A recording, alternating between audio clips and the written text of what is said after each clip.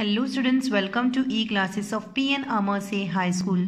Today we are going to start with our new chapter number 11, Algebra. Students, we have studied about numbers, operations on numbers and properties of numbers under the branch of mathematics called arithmetic.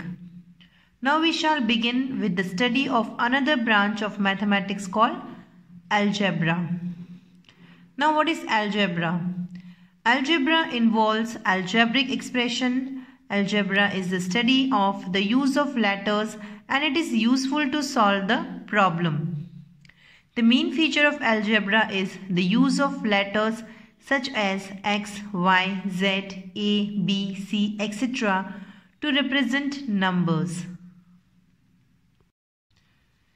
The major advantage of using letters in algebra are that we can first represent unknown quantities by them, second write rules and formulas in a general way by using them, third perform operations of addition, subtraction, multiplication and division on them because they stand for numbers. Now use of symbols in algebra. In algebra we use two types of symbols. They are known as constant and variables. What is variable? A letter or symbol that represents any member of a collection of two or more number is called a variable. Now I will explain you this with the help of an example. Dash plus 4 is equals to 9. Here we get 5 as the answer in the place of a blank, as 5 plus 4 is equals to 9, but in algebra we cannot write such blank spaces. So we consider a letter X or Y or A or B or any other letter in place of the unknown value such that we get X plus 4 is equals to 9. Here if we don't know any value from which we will add this 4 so that we get 9, we will write X, Y, Z, A, B or any letter in that blank space, and this letter is called variable. Now next is constant. It's a symbol which has a fixed numerical value. A letter or a symbol that represents a specific number is called a constant, or else a symbol having a fixed numerical value is called constant. Numbers 0, 1, 2, 3 and so on are constant as they have a fixed value. The letters which are used to represent numbers are called literal numbers. Now the next term is algebraic expression. A set of variables, constant and mathematical operation forms an algebraic expression. We know that variables have different values. They have no fixed value. They are numbers, that is why operations of addition, subtraction, multiplication and division can be done on them. Example 3x plus 4. This is an algebraic expression. Next is algebraic equation. An equation is the set of variables, constant and mathematical operations like addition, subtraction, multiplication or division balanced by an equal sign. On the left hand side of the equation is the left hand side and the right side of the equation is the right hand side. Left hand side and right hand side are balanced by the same value. For example, here x plus 4 is equals to 7.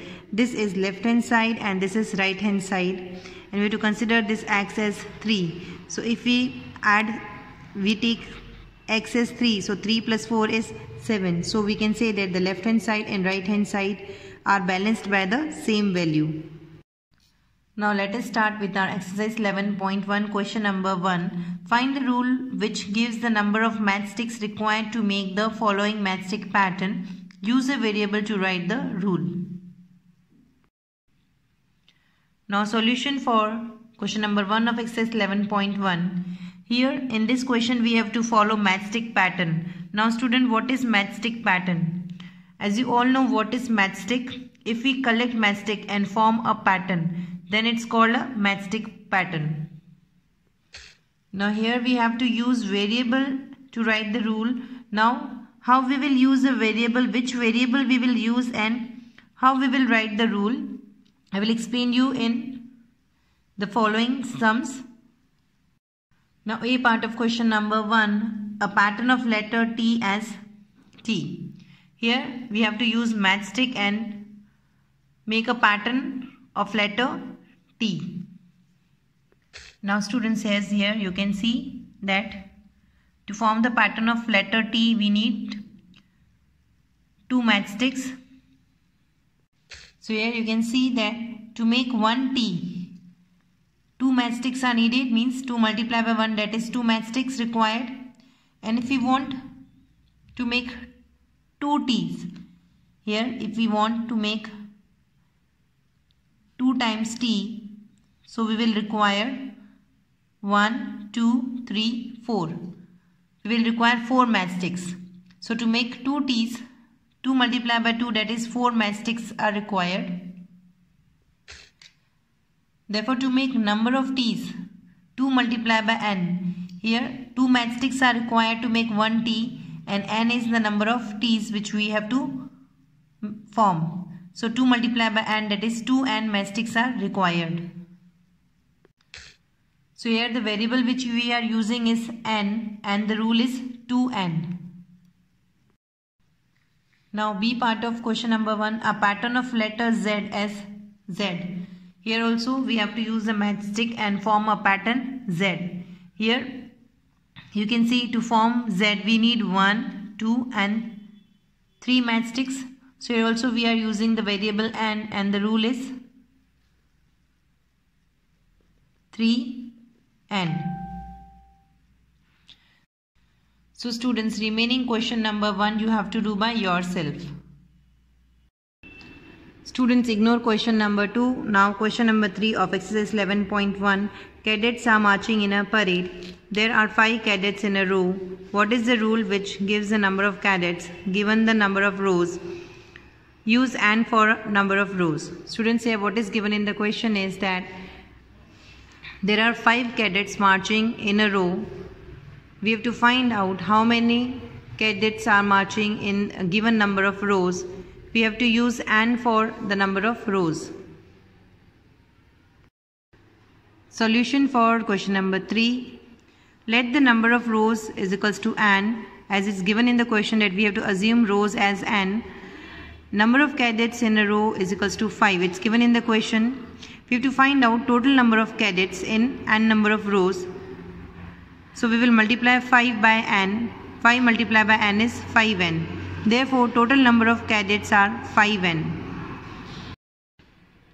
Students, try to solve 4th and 5th question of exercise 11.1 by yourself. Now question number 6.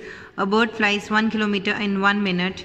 Can you express the distance covered by the bird in terms of its flying time in minutes, using t for flying time in minutes? Students, here what is given in the question is that a bird flies 1 kilometer in 1 minute.